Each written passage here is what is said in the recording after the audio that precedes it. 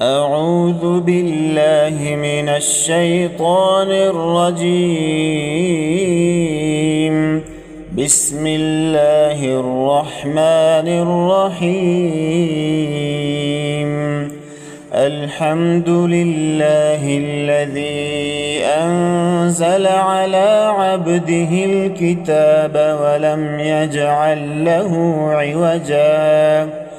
قيما لينذر بأسا شديدا من لدنه ويبشر المؤمنين الذين يعملون الصالحات أن لهم أجرا حسنا ماكثين فيه أبدا وينذر الذين قالوا اتخذ الله ولدا ما لهم به من علم ولا لآبائهم كبرت كلمة تخرج من أفواههم إن يقولون إلا كذبا فلعلك باخع نفسك على آثارهم إن لم يؤمنوا بهذا الحديث أسفا إنا جعلنا ما على الأرض زينة لها لنبلوهم أيهم أحسن عملا وإنا لجاعلون ما عليها صعيدا جرزا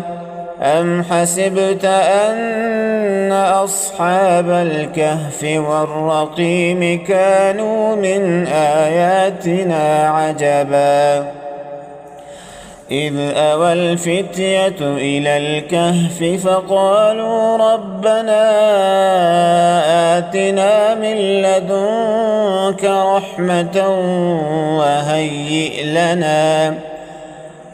لدنك رحمة وهيئ لنا من أمرنا رشدا فضربنا على آذانهم في الكهف سنين عددا ثم بعثناهم لنعلم أي الحزبين أحصى لما لبثوا أمدا نحن نقص عليك نبأهم بالحق إنهم فتية آمنوا بربهم وزدناهم هدى وربطنا على قلوبهم إذ قاموا فقالوا ربنا رب السماوات والأرض لن ندعو من دونه إلها لقد قلنا إذا شططا هؤلاء قومنا اتخذوا من دونه آلهة لولا يأتون عليهم بسلطان بين فمن أظلم ممن افترى على الله كذبا وإذ اعتزلتموهم وما يعبدون إلا الله فأووا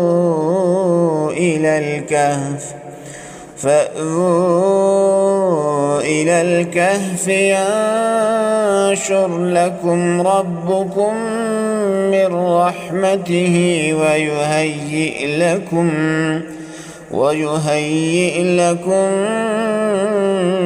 من أمركم مرفقا وترى الشمس إذا طلعت تزاور عن كهفهم ذات اليمين وإذا غربت تقرضهم ذات الشمال وهم في فجوة منه ذلك من آيات الله من يهد الله فهو المهتد ومن يضلل فلن تجد له وليا مرشدا وتحسبهم أيقاظا وهم رقود ونقلبهم ذات اليمين وذات الشمال وكلبهم باسط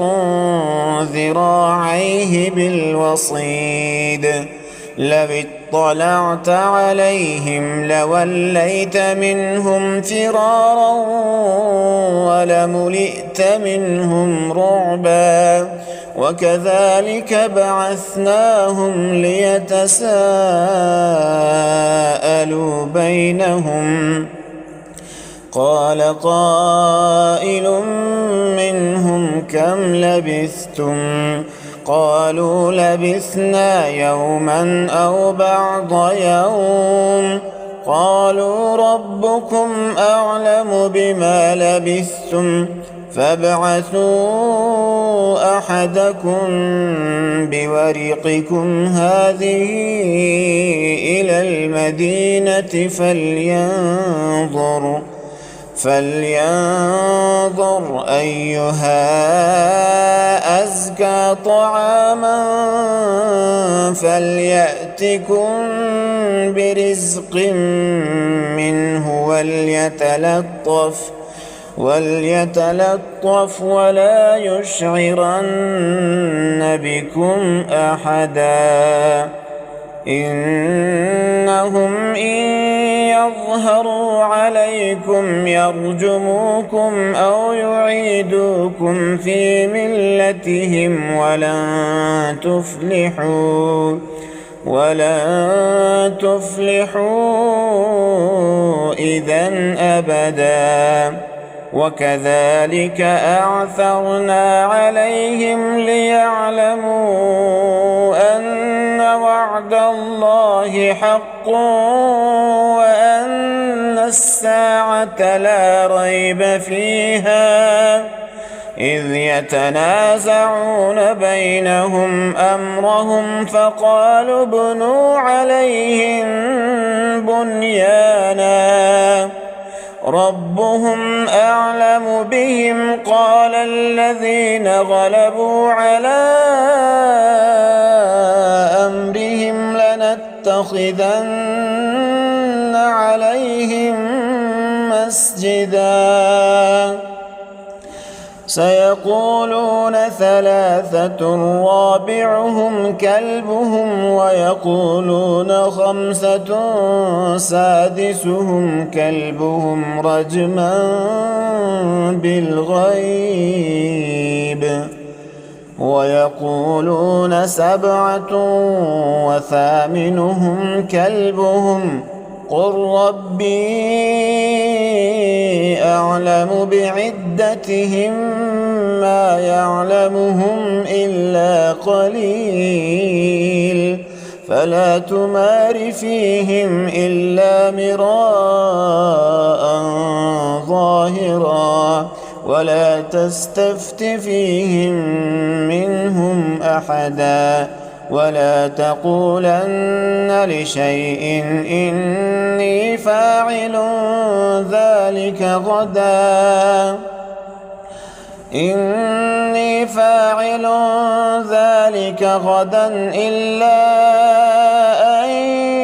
يشاء الله واذكر ربك إذا نسيت وقل عسى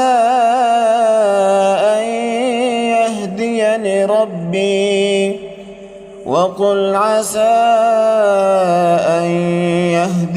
ربي ربي لأقرب من هذا رشدا ولبثوا في كهفهم 300 سنين وازدادوا 9 قل الله أعلم بما لبثوا له غيب السماوات والأرض أبصر به وأسمع ما لهم من دونه من ولي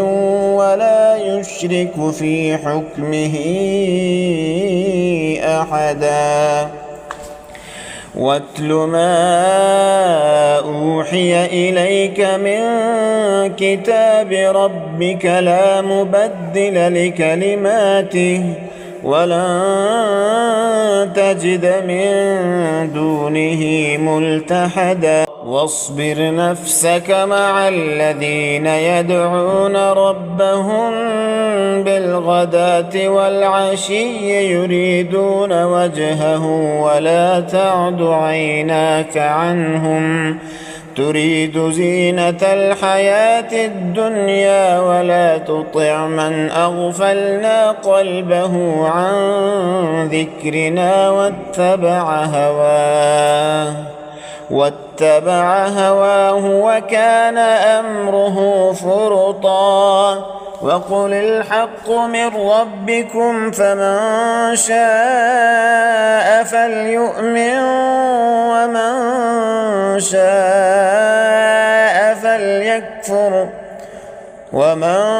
شاء فليكفر إنا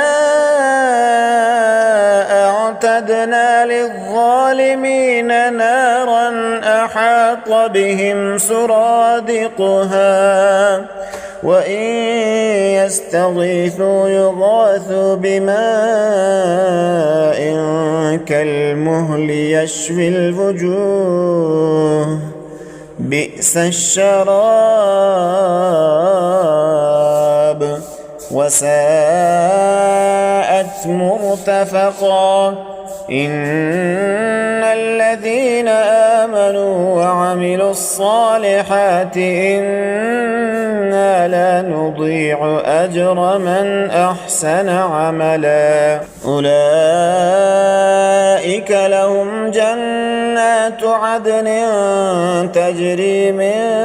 تحتهم الأنهار يحلون فيها من أساور من ذهب ويلبسون ثيابا خضرا من سندس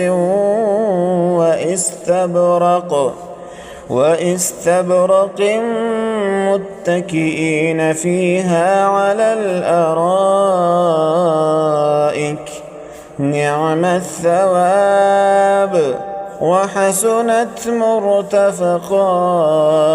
واضرب لهم مثلا الرجلين جعلنا لأحدهما جنتين من أعناب وحففناهما بنخل وجعلنا بينهما زرعا كلتا الجنتين آتت أكلها ولم تظلم منه شيئا وفجرنا خلالهما نهرا وكان له ثمر فقال لصاحبه وهو يحاوره أنا أكثر منك مالا وأعز نفرا ودخل جنته وهو ظالم لنفسه قال ما أظن أن تبيد هذه أبدا وما أظن الساعة قائمة ولئن رددت إلى ربي لأجدن خيرا منها منقلبا قال له صاحبه وهو يحاذره أكفرت بالذي خلقك من تراب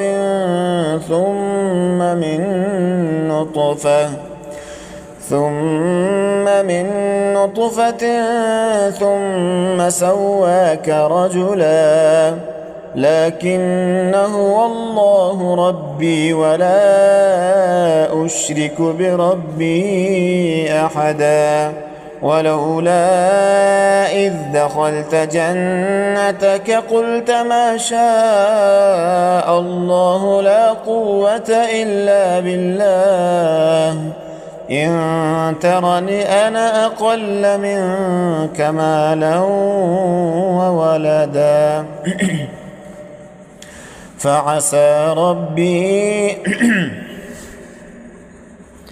فعسى ربي أن يؤتيني خيرا من جنتك ويرسل عليها حسبانا من السماء فتصبح صعيدا زلقا أو يصبح ماؤها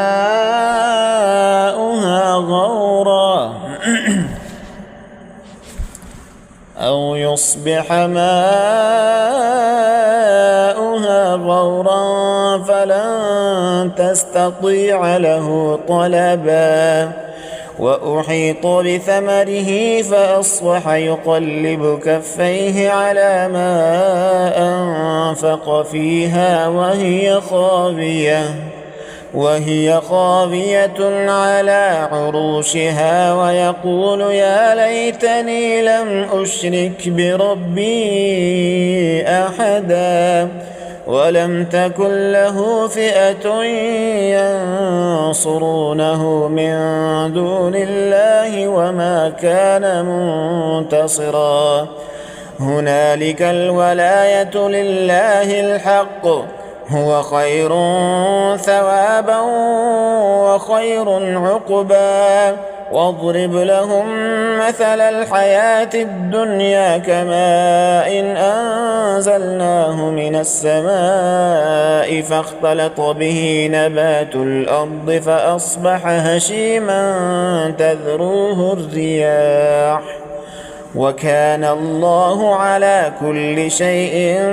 مقتدرا المال والبنون زينة الحياة الدنيا والباقيات الصالحات خير عند ربك ثوابا وخير أملا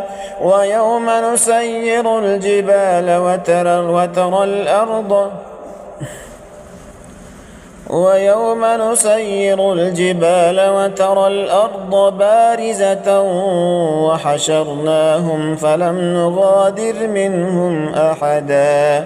وعرضوا على ربك صفا لقد جئتمونا كما خلقناكم أول مرة بل زعمتم أن لن نجعل لكم موعدا ووضع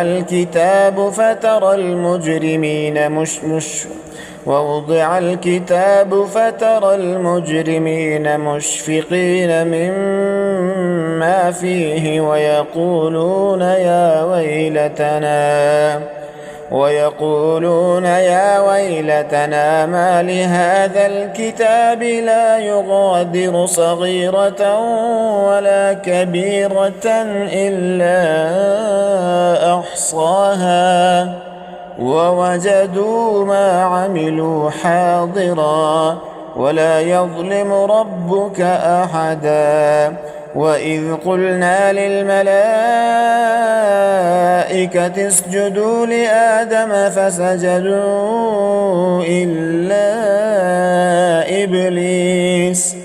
كان من الجن ففسق عن أمر ربه أفتتخذونه وذريته أولياء من دوني وهم لكم عدو بئس للظالمين بدلا ما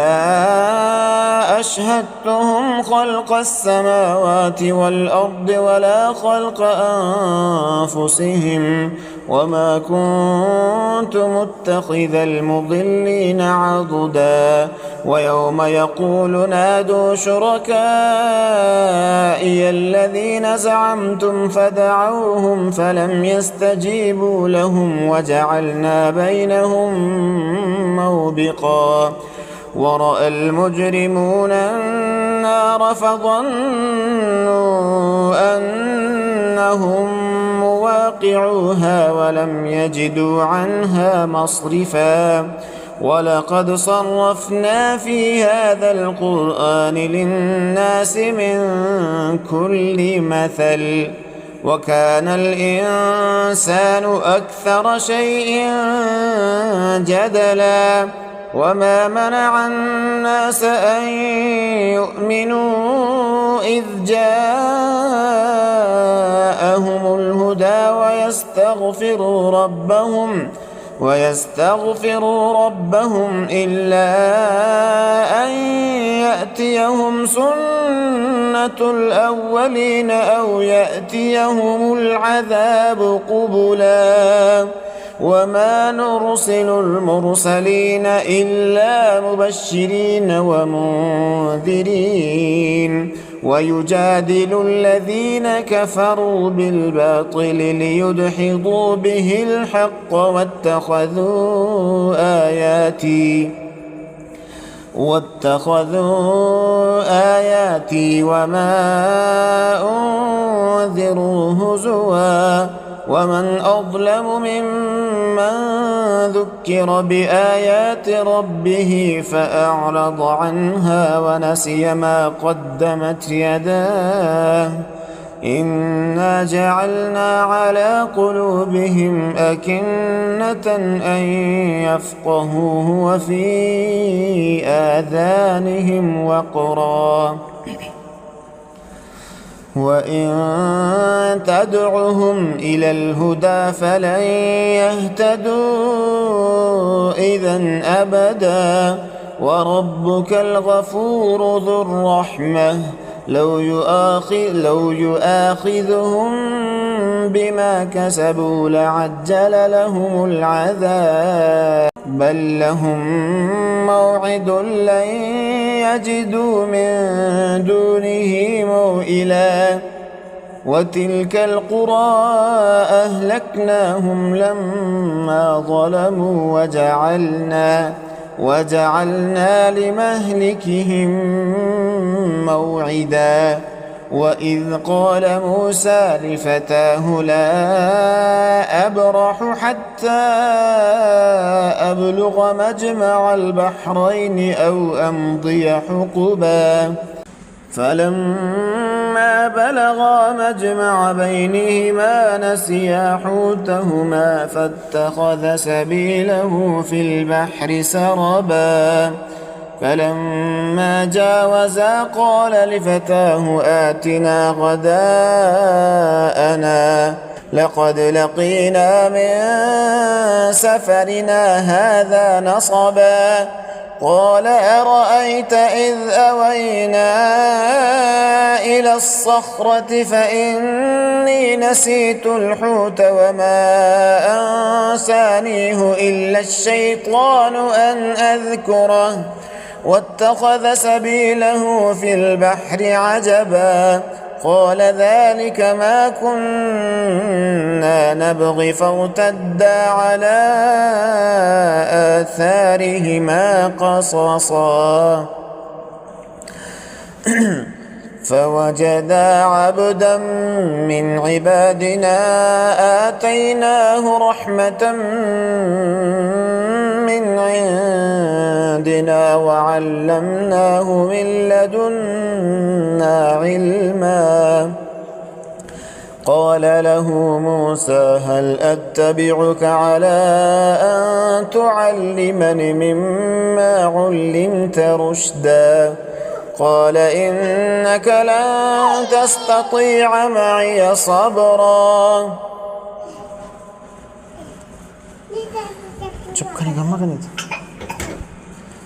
قال إنك لن تستطيع صبرا وكيف تصبر على ما لم تحط به خبرا قال ستجدني إن شاء الله صابرا ولا أعصي لك أمرا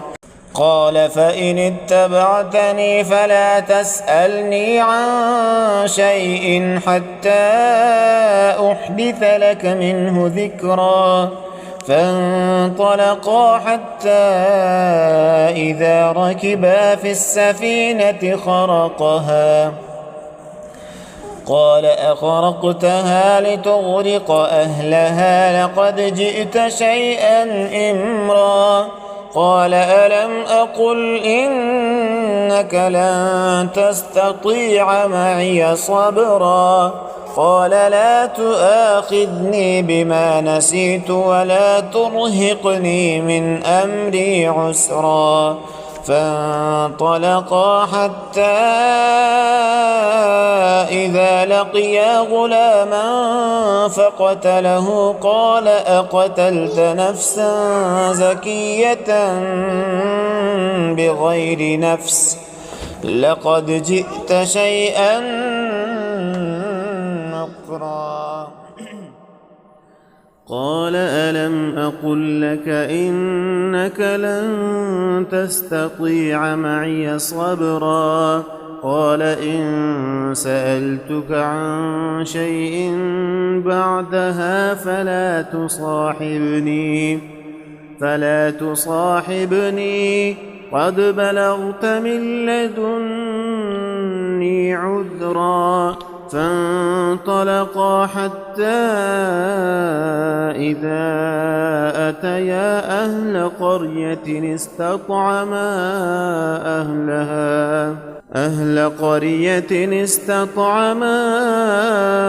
أهلها فأبوا أن يضيفوهما فوجدا فيها جدارا يريد أن ينقض فأقامه قال لو شئت لاتخذت عليه أجرا قال هذا فراق بيني وبينك سأنبئك بتأويل ما لم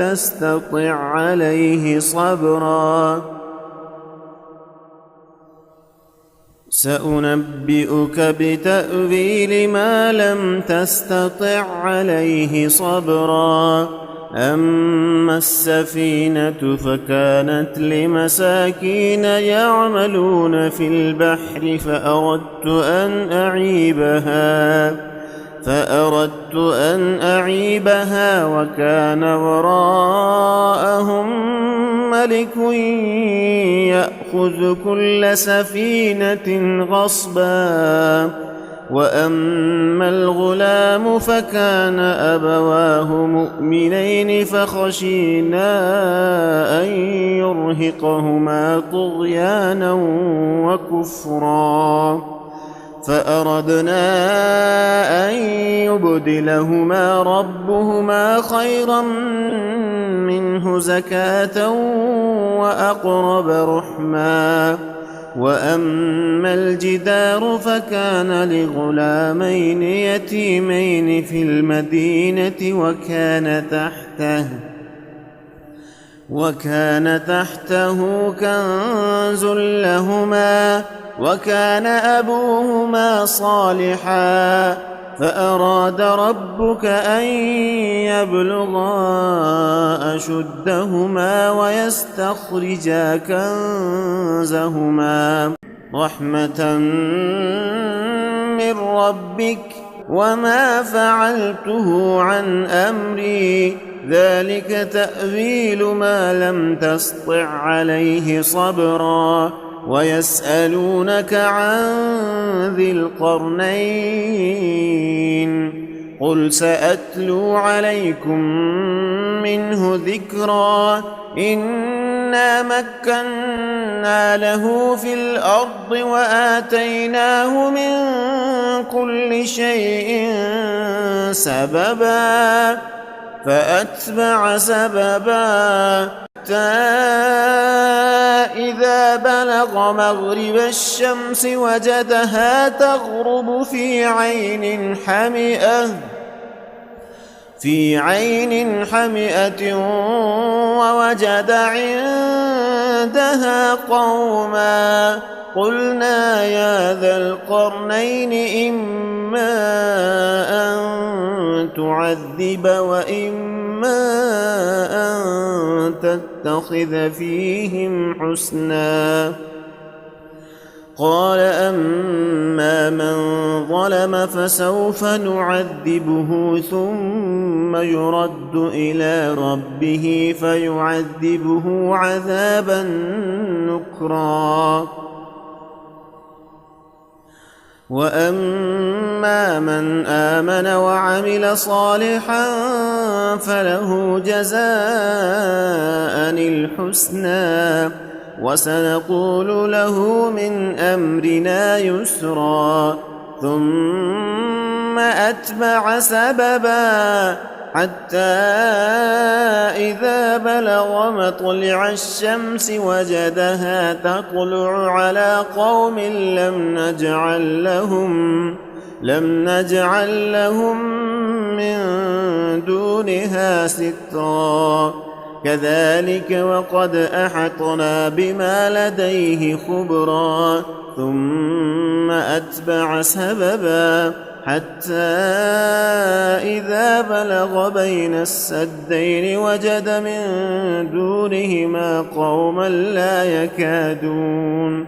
لا يكادون يفقهون قولا قالوا يا ذا القرنين إن يأجوج ومأجوج مفسدون في الأرض فهل نجعل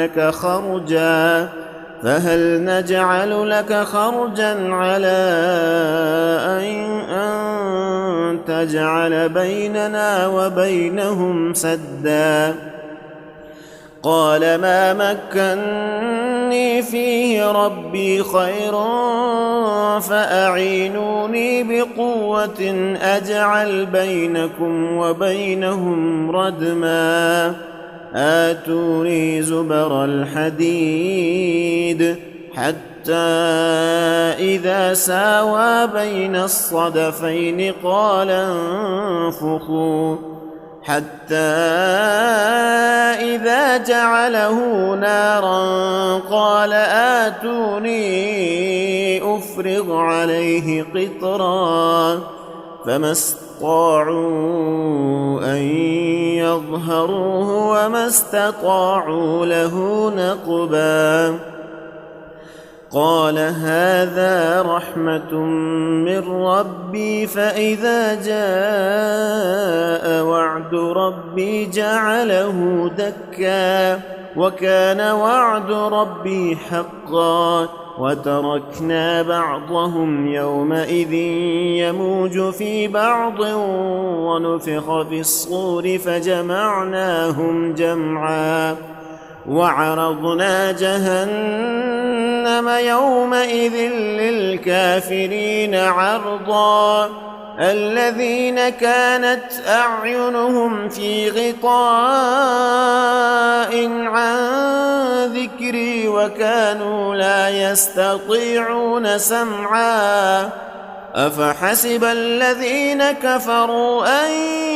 يتخذوا عبادي من دوني أولياء إنا